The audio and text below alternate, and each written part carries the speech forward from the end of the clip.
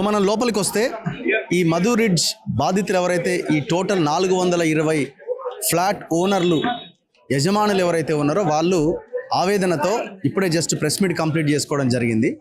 వాళ్ళ ఆవేదన ఒకసారి విందాం. ప్రజలు కూడా ఇప్పటికే వాళ్ళ వీడియోలన్నీ సోషల్ మీడియాలో బాగా వైరల్ చేస్తున్నారు. ముఖ్యమంత్రికి చేరింది. ముఖ్యమంత్రి నిన్న ఆర్డీఓతో ప్రెస్ మీట్ పెట్టించి లేదు ఊరుకునే ప్రసక్తే లేదంటున్నాడు. సో ప్రజలకి రేవంత్ రెడ్డికి మధ్య ఒక పెద్ద యుద్ధం జరుగుతున్నది. నిన్న ఖమ్మంలో జరిగింది, ఇవాళ ఈ మధు రిడ్జ్ అపార్ట్మెంట్స్లో జరుగుతున్నది. ఒకసారి వాళ్ళతో మాట్లాడదాం, వాళ్ళ ఆ బాధని వాళ్ళ మాటల్లోనే మనం తెలుసుకునే ప్రయత్నం చేద్దాం. సో ఈ పెద్ద ఆవిడ నిన్న మొన్న బాగా వైరల్ అయింది. ఒక వీడియో అందరినీ చెలింపజేసింది. అయ్యా నువ్వు ఈ కూలగొట్టుడు ఎందుకు, పైన వాటర్ ట్యాంక్ ఉంది, అందులో ఇంత విషయం కలుపు, ప్రశాంతంగా చచ్చిపోతామని. ఆమె నా ముందున్నారు, ఒకసారి మనం మాట్లాడదాం. ఏమమ్మా మీరు పోరాటం చేస్తున్నారు ఈ వయసులో కూడా, అనుకున్నారా ఎప్పుడన్నా ఈ పరిస్థితి మాకు వస్తుంది అని? వస్తుంది అని అనుకుంటానంటే ఇండ్లు ఎందుకు కొనుక్కుంటాం అయ్యా?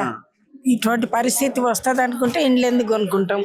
ఇచ్చింది కాంగ్రెస్ ప్రభుత్వమే కదా, ఇప్పుడు తీసేస్తానని కాంగ్రెస్ ప్రభుత్వమే కదా. ఎవరికి అనుకున్న పిల్లలను వాళ్ళు చంపితే ఏం పట్టుకోరు కదా, జైల్లో పెట్టారు కదా, అట్లా పెడతారు కదా. మరి కనుక్కున్న పిల్లలను ఎట్లా చంపినావు అని మరి వాళ్ళే పర్మిషన్ ఇచ్చి వాళ్ళే ఇప్పుడు కూలగొడతామా అంటే వాళ్ళని ఎవ్వరేమన్నారా చెప్పండి? మరి దాంట్లో తప్పేం లేదంటనా? ఆయనకు తెలియదా? మరి గాంధీ మహాత్ముడు పేరెందుకు, మహనీయుని పేరెందుకు? గాంధీ సరోవరమా, మానస సరోవరం చేయని ఇడా మేమేం వద్దాము. మస్తు ఉంది స్థలం ఇక్కడ. మా ఇండ్లు మాకుంచి చేస్తే మా ఇండ్ల నుంచి పోయి మేము చూసి సంతోషపడి, నువ్వు నాకన్నా చిన్నోడవు, నాకు 85 సంవత్సరాలు దాటి 86 వచ్చినవి ఇప్పుడు. ఇటువంటి మనుషులను, ఇటువంటి వాళ్ళు ఎంతో మంది ఉండరు దీంట్లో అని మొన్ననే వేడుకున్నా. నాయన చిన్న పిల్లలను నీ మనవాళ్ళు అనుకో, కొంచెం పెద్దోళ్ళను నీ తమ్ముళ్ళు అనుకో, ఇంకా పెద్దోళ్ళను ఇంకా చిన్నోళ్ళని నీ కొడుకులు అనుకో, ఇంకా పెద్దోళ్ళని నీ తమ్ముళ్ళు అనుకో, మాలాంటి వాళ్ళని నీ తల్లులు అనుకో. కానీ మా జోలికి రాకు నాయన, నువ్వు మాలాంటి వాళ్ళని ఇబ్బంది పెడితే పుణ్యం రాదు తండ్రి అని చెప్పిన. మీది మా డిస్టికే, మాది మహబూబ్ నగర్.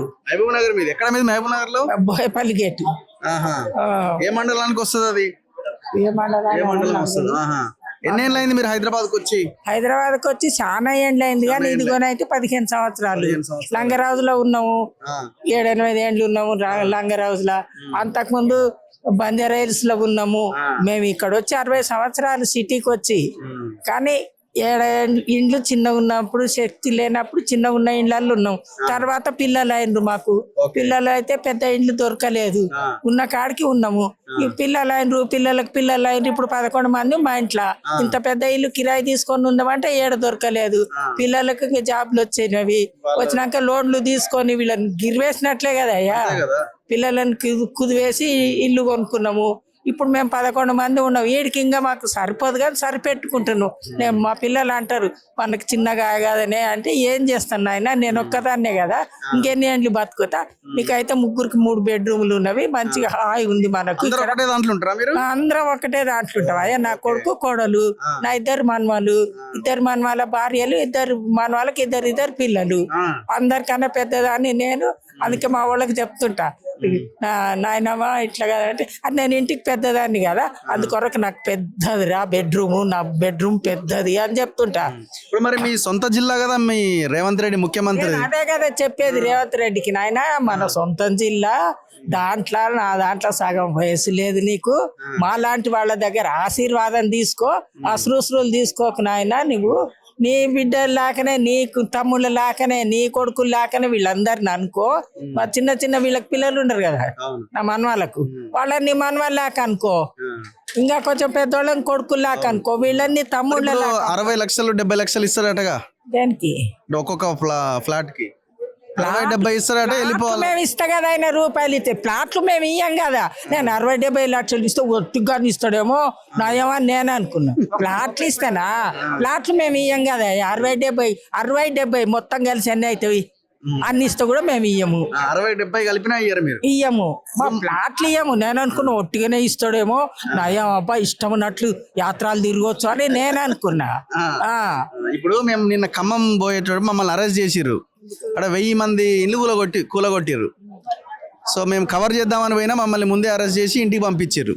రేపు మిమ్మల్ని కూడా అట్లే సార్, మీ ప్రాణం ఎంత, మిమ్మల్ని పట్టుకొని ఓ డీసీఎంలనో వ్యాన్లనో కూర్చోబెడతారు, అలా తీసుకుపోయి పోలీస్ స్టేషన్లో కూర్చోబెడతారు, ఇది కూలగొడతారు. ఎట్లా మరి ఏం చేద్దాం?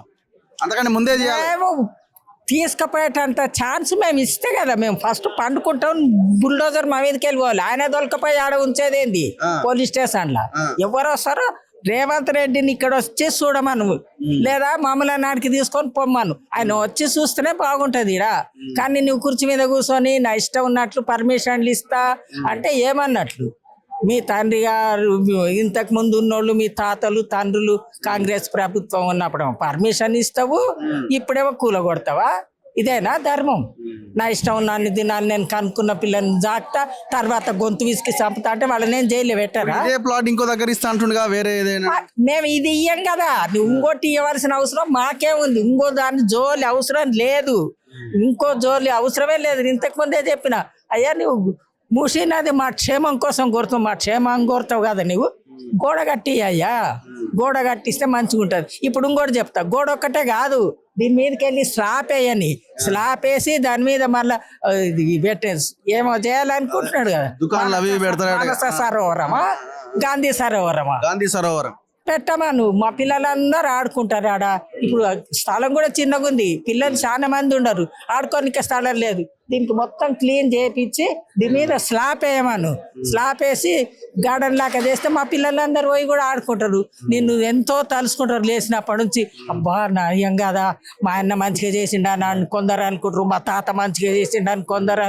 నీ పేరు ప్రఖ్యాతి వస్తుంది. అట్లా కాదు, గాంధీ సరోవరం కాదు, బంగారు గాంధీ మహాత్ముని తెచ్చి పెట్టు, నీ పేరు ప్రఖ్యాతి విదేశాలకు కూడా వస్తుంది. మొన్న ఎవరు కోటేసినావు? మొన్న ఎవరు కోటేసినావు? మరి అదే తప్పు కదా. ఇప్పుడు తప్ప ఆయనకే వేసినావా? ఏడుంది ఒకటి ఇన్నే ఉంది కదా. అవును, ఇన్నే ఉంది, ఈయన ఉంది, మాకు అందరికి ఈయన ఉంది. మా అపార్ట్మెంట్ వాళ్ళకి అందరికి ఈయనే ఉంది. మాకు అమ్మ మాకు పైసలు ఇస్తాం ఓటే అంటే కూడా మేము అమ్ముకొని లేదు. పైసలు తీసుకొని వేసిరా ఏమన్నా? ఏమన్నా ఏం లేదు కదా. రూపాయలు కూడా తీసుకోలేదు, పైసలు కాదు రూపాయలు కూడా తీసుకోలేదు. ఎవ్వరేం తీసుకొని లేదు. వదిలిపెట్టేది లేదంటారు. వదిలిపెట్టేదే లేదు, ఆయన తగ్గేది లేదంటే మేము తగ్గేదే లేదు. అంతే. మరి నీ శాతం అయితే నువ్వు చేయి, మా శాతం అయితే మేము చేస్తాం పోరాటం. వేల మంది పోలీసులను దింపుతాడు, లక్షల మందిని దింపని చెప్పిన కదా మార్గం రెండు. ఇంతమంది నీకు ఖర్చు అవసరం లేదయ్యా, కష్టం అవసరం లేదు. ఆ పని అన్నా చెయ్యి, ఈ పని అన్నా చెయ్యి.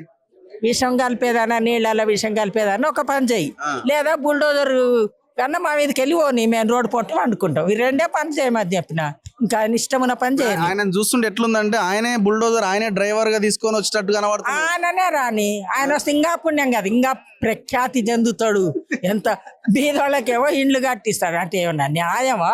ఆలోచన ఉందే మరి ఆయనకు చెప్పే ఆలోచన పరులు ఎవరో. నాకు అవన్నీ నీట్గా మాట్లాడానికి రాదు. పల్లెటూరు మనిషిని నేను, వెనకటి మనిషిని నేను. చదువు రాదు, ఇంగ్లీష్ రాదు, హిందీ రాదు, ఏది రాదు. ఆయనతో తీసుకొస్తే ఇంకా మంచిది కదయ్యా. సో మహబూబ్ నగర్ జిల్లా వాసి ఆమె చెప్తుంది, మీ జిల్లా నాది, ఇద్దరది ఒకటే జిల్లా. రేవంత్ రెడ్డి నా మాట విను, మీ తల్లి లాంటి దాన్ని నేను ఆమె చాలా ఆవేదనతో చెప్తున్నమాట. బుల్డోజర్ నువ్వే డ్రైవర్గా వచ్చి మా మీద నుంచి తొక్కుకుంటా పో అని చెప్తున్నది. చూడండి ఎంత భయంకరమైన విషయమో ఇది.